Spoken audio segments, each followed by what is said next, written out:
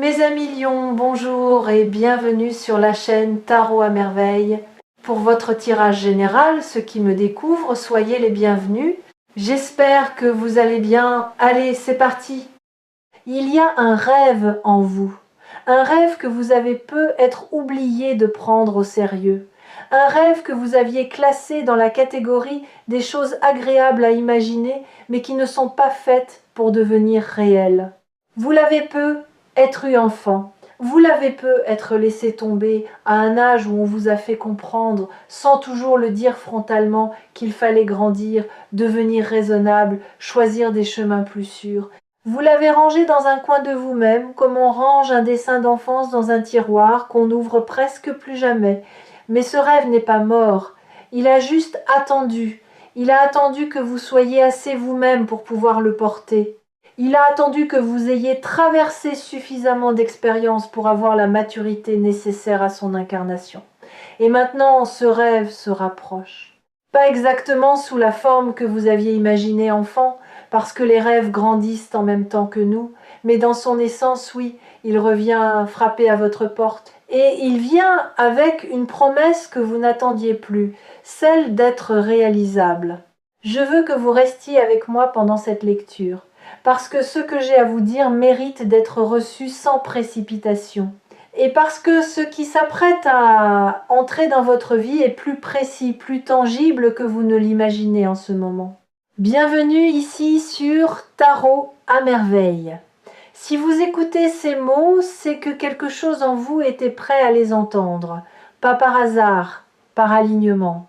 Avant d'aller plus loin, je voudrais vous dire quelque chose sur le timing des rêves. Beaucoup de personnes croient qu'un rêve qui n'a pas pu se réaliser pendant des années est forcément voué à ne jamais se réaliser. C'est un raisonnement tentant mais faux. La vérité est plus nuancée. Un rêve a son temps de maturation, comme certains fruits qui ne se cueillent pas avant que la saison ne soit pleinement en place. Un rêve cueilli trop tôt est un rêve qui ne tient pas. Il s'effrite dès qu'on l'incarne, tandis qu'un rêve cueilli au moment juste a une saveur, une solidité, une durée que rien ne peut entamer. Si votre rêve a tardé à venir, ce n'est donc pas une preuve qu'il était illusoire. C'est plutôt le signe qu'il portait en lui une exigence de maturité et que ni vous ni les conditions extérieures n'étiez encore prêts à l'accueillir. Maintenant vous l'êtes. Et le rêve, sentant cette nouvelle disponibilité, peut enfin sortir de son temps suspendu pour entrer dans votre temps présent. Commençons par une question. Pourquoi un rêve devient-il subitement réalisable alors qu'il avait semblé impossible pendant si longtemps? Réfléchissez à cela. Ce n'est pas le rêve qui change. Ce n'est même pas vraiment le monde extérieur qui change radicalement. Ce qui change, c'est la rencontre entre vous et le réel. À un moment donné, votre énergie atteint un niveau où elle entre en résonance avec une dimension de la réalité qui vous était auparavant fermée. Pas parce que vous avez forcé une porte, parce que la porte et vous, vous vibrez maintenant à la même fréquence. Cette idée peut paraître mystique. Elle est en réalité très concrète. Pensez à une radio. Vous tournez le bouton. Pendant longtemps, vous ne captez que des grésillements ou des stations qui ne vous intéressent pas, et soudain vous tombez sur une fréquence où la musique est claire, juste, parfaitement audible. Cette fréquence existait depuis le début, elle n'est pas nouvelle, vous simplement avez fini par tomber dessus, et tout devient évident. Vous êtes en train de tomber sur la fréquence de votre rêve, pas parce que vous l'avez cherché frénétiquement, plutôt parce que vous avez patiemment ajusté votre bouton intérieur, parfois sans en avoir conscience, jusqu'à ce que l'alignement se produise naturellement. Maintenant, je voudrais aborder un point délicat. La nature de ce rêve qui se prépare à se manifester.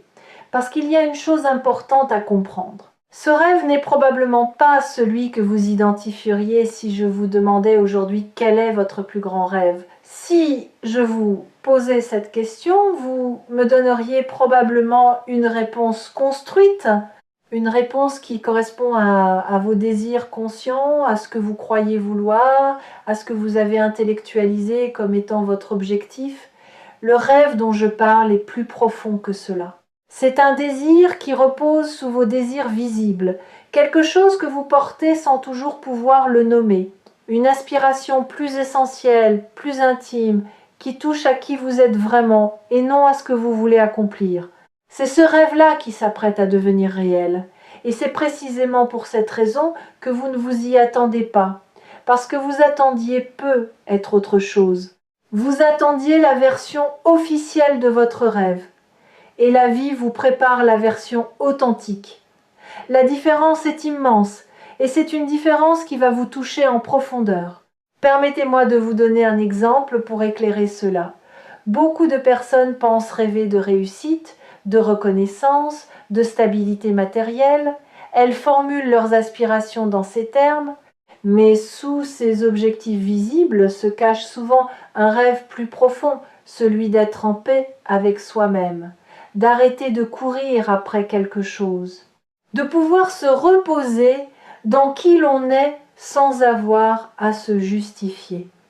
Quand la vie commence à offrir cette paix-là, certaines personnes la manquent parce qu'elles continuent de chercher la version officielle de leur rêve plutôt que d'accueillir la version essentielle qui se présente. Ne faites pas cette erreur. Quand le rêve approche, restez disponible à sa forme réelle, pas seulement à sa forme imaginée. Cette nuance soulève une question délicate. Comment distinguer les rêves essentiels des rêves empruntés ? Parce qu'au cours d'une vie, on accumule des rêves qui ne sont pas vraiment les nôtres, des rêves qu'on a hérités d'un parent, des rêves qu'on a calqués sur une admiration, des rêves qu'on s'est imposés par comparaison sociale. Tous ces rêves cohabitent en nous, sans qu'on prenne toujours le temps de les distinguer. Et certains, à la longue, se présentent comme essentiels alors qu'ils ne le sont pas vraiment. Le rêve qui s'apprête à se réaliser pour vous a une caractéristique précieuse. Il a survécu à toutes les périodes où vous avez essayé de l'oublier. Vous avez peu être tenté, à plusieurs reprises, de vous convaincre qu'il n'était pas pour vous. Vous avez peu être tenté de vous concentrer sur d'autres rêves plus accessibles. Mais ce rêve-là, avec une obstination tranquille, est revenu, il s'est rappelé à vous, il a fait surface dans des rêves nocturnes, dans des conversations qui touchaient un fil sensible, dans des moments où vous regardiez quelqu'un d'autre vivre quelque chose qui éveillait en vous une émotion que vous ne saviez pas toujours nommer. Cette persistance est sa signature. Un rêve emprunté finit par s'éroder quand on l'oublie. Un rêve essentiel, jamais. Il attend, il revient, il se rappelle. Et c'est à cette persistance que vous pouvez le reconnaître, parmi tous les autres désirs qui peuplent votre paysage intérieur. Je voudrais maintenant vous parler du caractère réalisable de ce qui arrive. Parce que beaucoup de lectures parlent de rêve, mais peu insistent sur le fait que le réalisable est différent de l'imaginaire. Et c'est une distinction cruciale. Un rêve imaginaire peut être démesuré, déconnecté, fantaisiste, c'est très bien. Les rêves imaginaires nourrissent l'âme, ils élargissent l'horizon, mais ils ne se manifestent pas. Un rêve réalisable, lui, a une qualité différente. Il est ancré dans une possibilité concrète. Il s'inscrit dans la trame réelle de votre vie. Il a des points d'appui dans le monde tel qu'il est, pas seulement dans le monde tel que vous l'imaginez. Et c'est ce type de rêve qui s'apprête à se concrétiser pour vous. Comment reconnaît-on un rêve réalisable ? À quelques signes précis. D'abord, il a une simplicité étonnante. Quand on commence à le décrire, on est surpris de constater qu'il tient en quelques mots clairs, sans fioriture. Ensuite, il provoque en vous une émotion calme, pas euphorique. Ce n'est pas l'excitation du fantasme, c'est plutôt la chaleur tranquille d'une évidence. Enfin, il vient avec une intuition de chemin.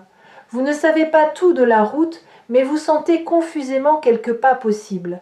Pas un plan complet, juste les premières marches. Si vous portez en vous une aspiration qui correspond à ces trois signes, vous êtes en présence d'un rêve réalisable. Et cette aspiration-là est précisément celle qui va trouver son chemin vers la réalité dans la période qui s'ouvre. Il y a aussi quelque chose d'important à dire sur le « vous ne vous y attendez absolument pas » qui figure dans le titre de cette lecture.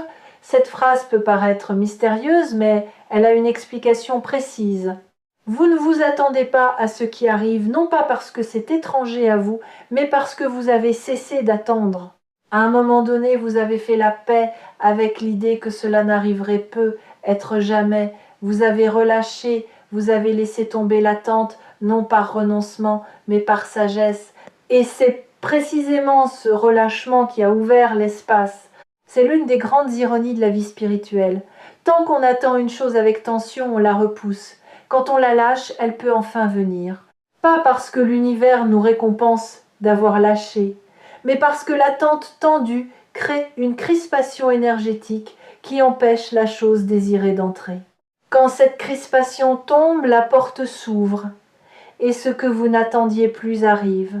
Vous avez peut-être eu ces derniers temps l'impression de désinvestir certaines aspirations, de ne plus y croire avec la même intensité.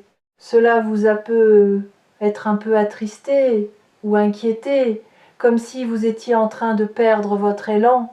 Rassurez-vous, ce que vous viviez n'était pas une perte, c'était l'étape nécessaire, le moment où l'âme cesse de tenir trop fort pour permettre à la chose tenue de respirer enfin et de venir.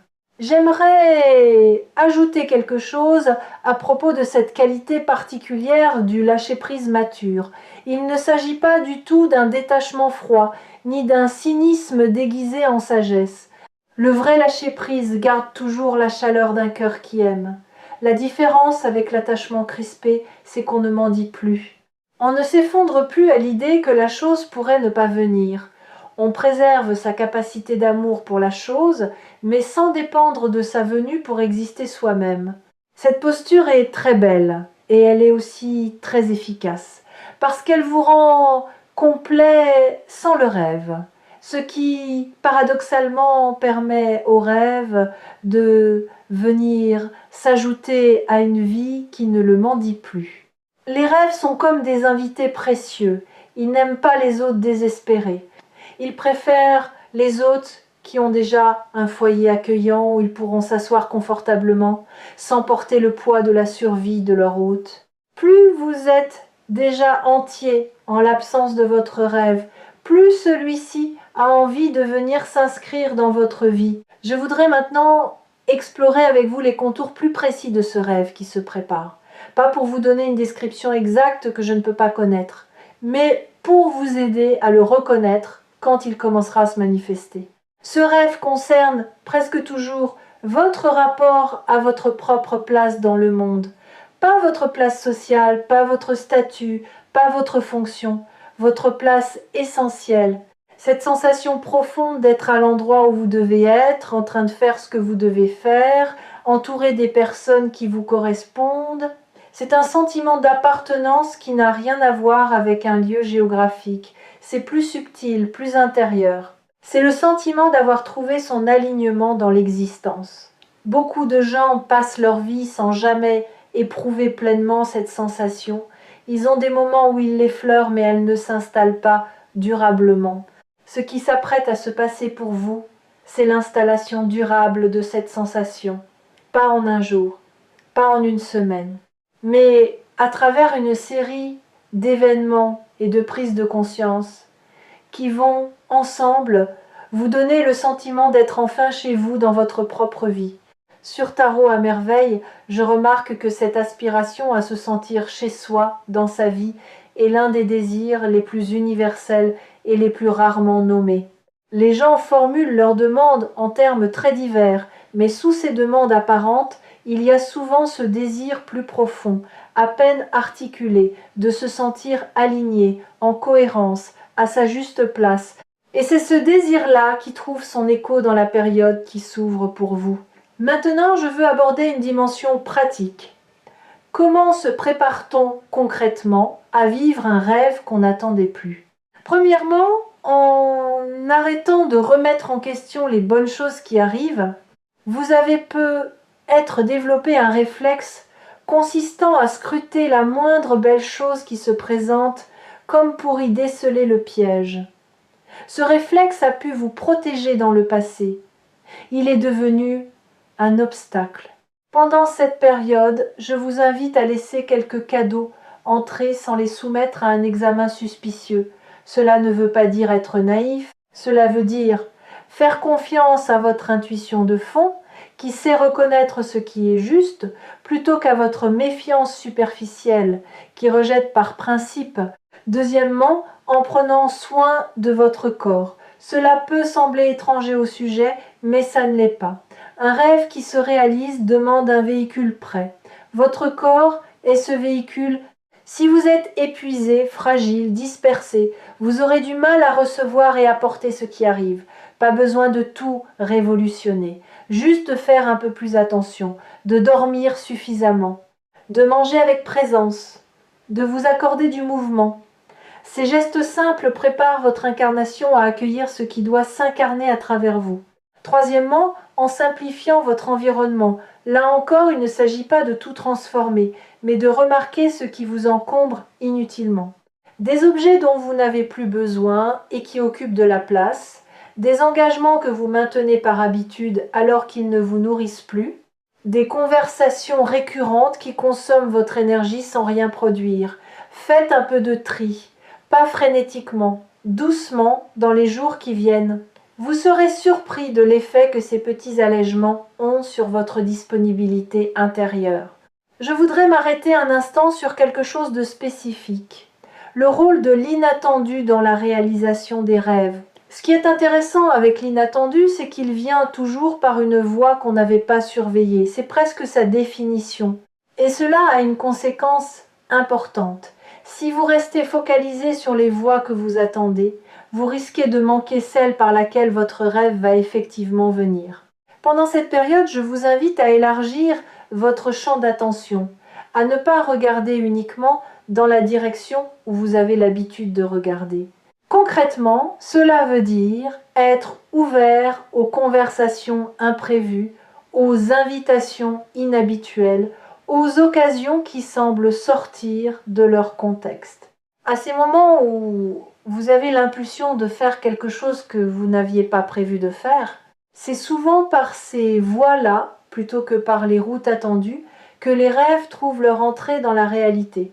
Ne soyez pas trop rigide dans votre planning intérieur. Laissez de l'espace pour que la vie puisse vous surprendre par des angles auxquels vous n'auriez pas pensé. Une autre chose que je veux souligner, pendant cette période, votre intuition va devenir très claire, pas seulement sur les grands sujets, aussi sur les petites choses. Vous saurez quoi répondre à un message avant de l'avoir lu en entier.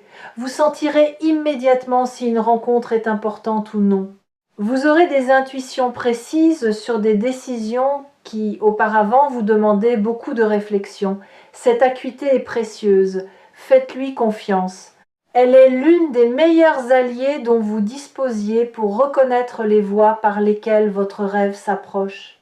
Je voudrais aussi évoquer la question de la vitesse. Ce rêve qui arrive ne se précipite pas. Il vient avec son propre rythme, qui peut être plus lent ou plus rapide que celui que vous auriez voulu. Vous devrez probablement renoncer à imposer votre tempo, apprendre à danser avec celui qui se présente. Cette danse n'est pas toujours intuitive au début. Vous avez être l'habitude de pousser, de vouloir accélérer, ou inversement de douter et de freiner. Le rêve qui se réalise demande une qualité d'accord plus subtile. On le suit, on l'écoute, on réagit à ses signaux. On ne le mène pas, mais on n'est pas non plus passif. C'est un dialogue. Apprenez ce dialogue. Il vous servira bien au-delà de la réalisation de ce rêve particulier. C'est une compétence pour la vie entière, la capacité à coopérer avec le réel plutôt que de chercher à le maîtriser. Cette capacité de coopération avec le réel s'exprime dans des gestes très petits du quotidien. Pas seulement dans les grandes décisions Quand vous arrosez une plante au moment où elle en a besoin, vous coopérez avec le réel.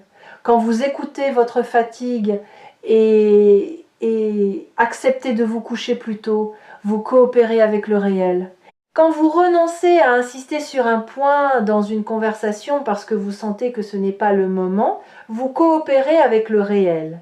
Tous ces micro-actes accumulés tissent une qualité de présence qui est précisément celle qui permet aux rêves de trouver leur chemin jusqu'à vous. Vous remarquerez d'ailleurs que pendant cette période, beaucoup de petits gestes prennent une nouvelle saveur. Vous appréciez plus profondément des choses simples, une lumière, un goût, une rencontre brève avec un inconnu sympathique. Cette amplification de la perception ordinaire n'est pas un détail. Elle est en réalité l'un des fruits les plus précieux du chemin intérieur que vous avez parcouru. Et c'est aussi l'un des baromètres les plus fiables.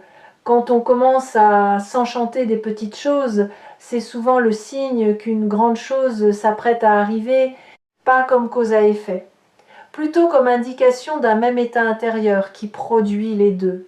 Sur Tarot à merveille, j'ai souvent dit cette chose qui semble paradoxale. Les plus grandes réalisations dans une vie sont souvent celles qu'on a le moins prévues. Pas parce que la planification est inutile, mais parce que les plans laissent peu de place à la grâce, et la grâce a besoin d'espace pour s'exprimer. Quand on planifie tout, on ne laisse rien à la grâce. Quand on planifie sans rigidité, en gardant une porte ouverte à l'imprévu, on permet à quelque chose de plus grand que ses propres calculs de se manifester. Vous, en ce moment, vous avez fait ce travail de relâchement sans peu être en avoir pleinement conscience. Vous avez cessé de tout vouloir contrôler. Et c'est précisément ce qui rend possible ce qui arrive. La grâce a trouvé son espace. Permettez-moi de vous parler maintenant des résistances qui pourraient se présenter, parce qu'elles vont se présenter. C'est presque inévitable. Quand un rêve s'apprête à devenir réel, certaines parts de nous résistent, pas parce qu'elles veulent du mal, parce qu'elles sont attachées à l'identité construite autour du fait que ce rêve restait inaccessible. Tant que le rêve était lointain, on pouvait s'en plaindre, en parler, le porter comme une absence noble. Quand il devient possible, il faut quitter cette identité de quelqu'un qui rêve pour devenir quelqu'un qui vit.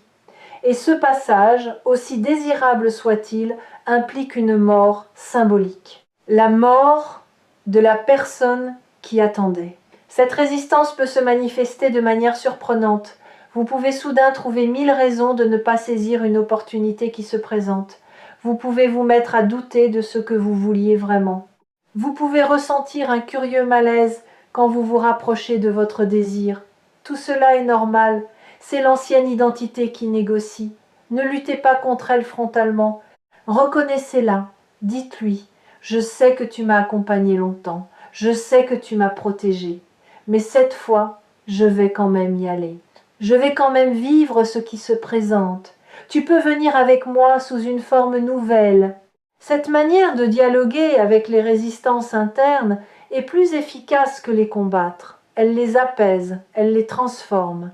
Et progressivement, la part de vous qui s'accrochait à l'absence du rêve se réorganise pour soutenir sa présence. Cette réorganisation intérieure mérite d'être observée avec curiosité plutôt que jugement. Vous vous découvrirez parfois en train d'agir d'une manière qui ne correspond plus tout à fait à vos anciens schémas, sans que vous ayez fait l'effort conscient de changer. C'est l'effet de la nouvelle disposition intérieure qui s'installe d'elle-même. Vous direz oui à des choses auxquelles vous auriez dit non auparavant.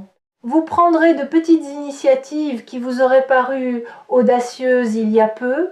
Vous trouverez le ton juste dans des situations qui auparavant vous laissaient hésitants. Ne soyez pas surpris par ces ajustements.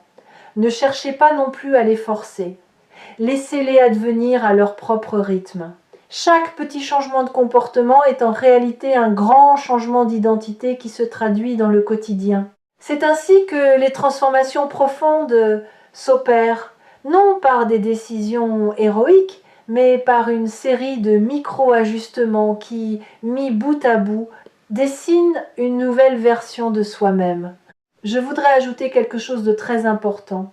Quand votre rêve commencera à se manifester, vous aurez pu être un moment de désorientation, un moment où vous vous direz « et maintenant ?» C'est un phénomène connu. On a tellement structuré sa vie autour de la quête d'un certain résultat qu'une fois ce résultat atteint, on se sent étrangement vide, pas malheureux, vide, comme si on cherchait soudain à quoi servir maintenant.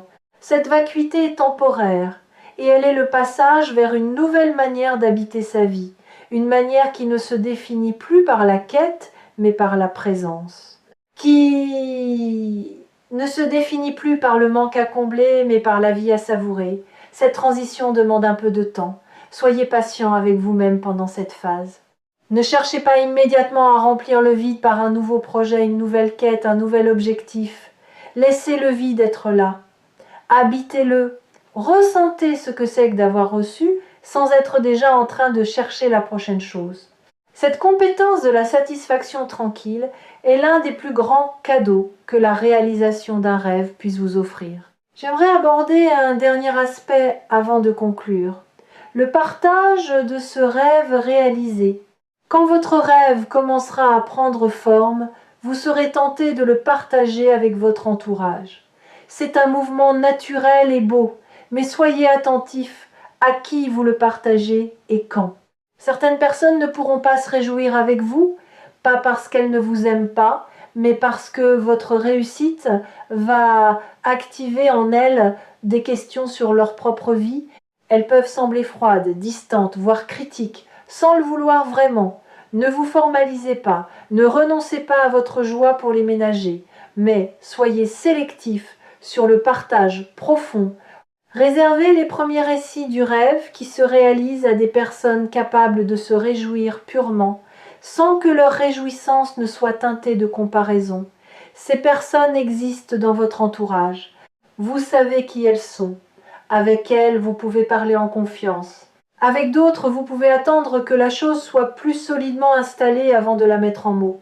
Cette discrétion sélective n'est pas du secret, c'est du soin.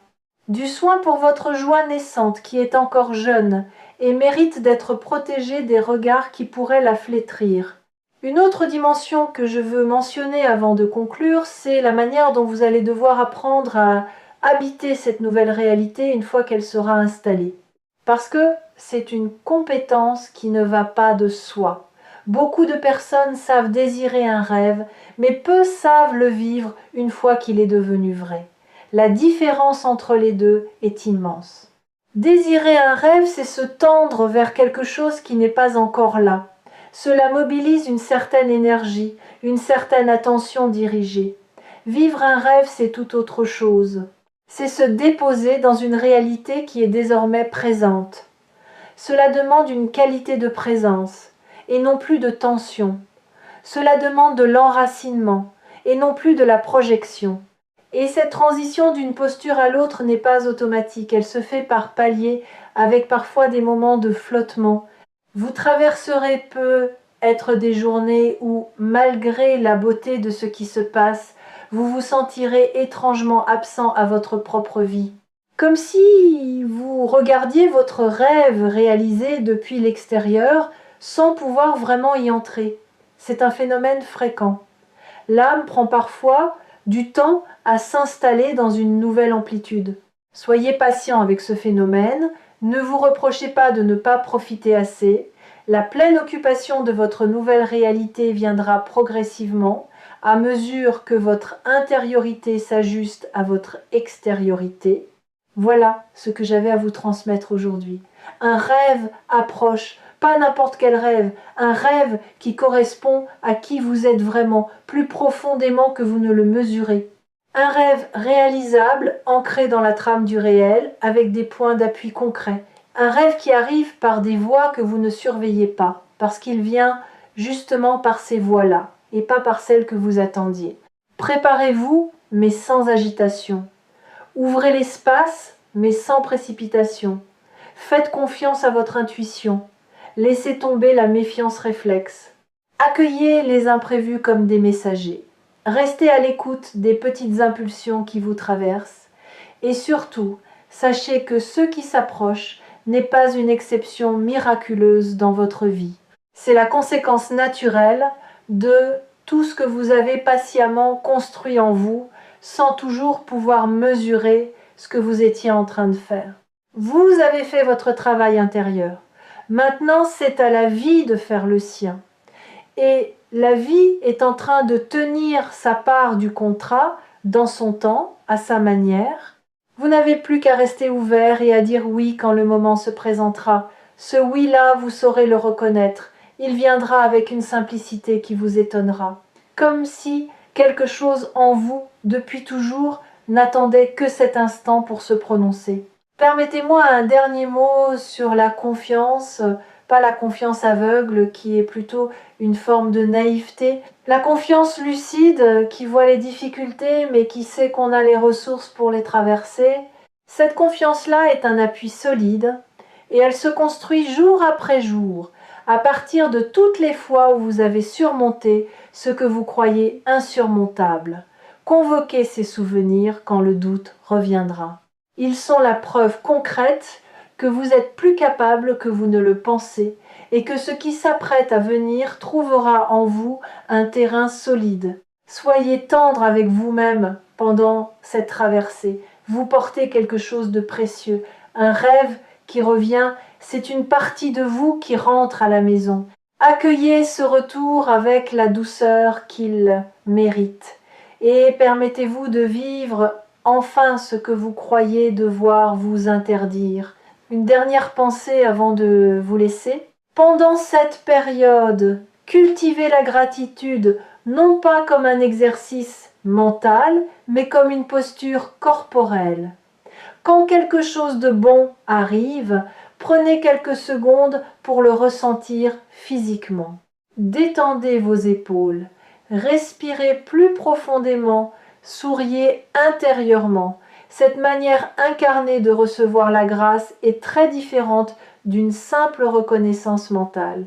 Elle imprime l'expérience dans votre corps qui est le véritable archiviste de votre vie. Et un corps qui a archivé l'expérience d'avoir reçu de bonnes choses devient progressivement un corps qui en attire d'autres, parce qu'il sait à un niveau cellulaire que recevoir est possible. Votre rêve mérite ce corps disponible, il mérite cette qualité de présence, il mérite que vous soyez vraiment là quand il arrivera, pas absorbé dans vos pensées, pas distrait par vos doutes, pas en train de regarder ailleurs. Pour cela, entraînez-vous à la présence dès maintenant avec les petites choses, avec les gens que vous aimez, avec votre corps lui-même. Cette présence accumulée sera votre meilleur accueil quand le rêve frappera à votre porte. À très bientôt dans la suite de votre belle histoire. Une histoire que vous écrivez chaque jour par les petits choix que vous faites, par les attentions que vous portez, par la fidélité que vous gardez à ce qui vous semble juste. Continuez. Ce que vous tissez, sans toujours en mesurer la beauté, est en train de prendre une forme qui vous touchera profondément.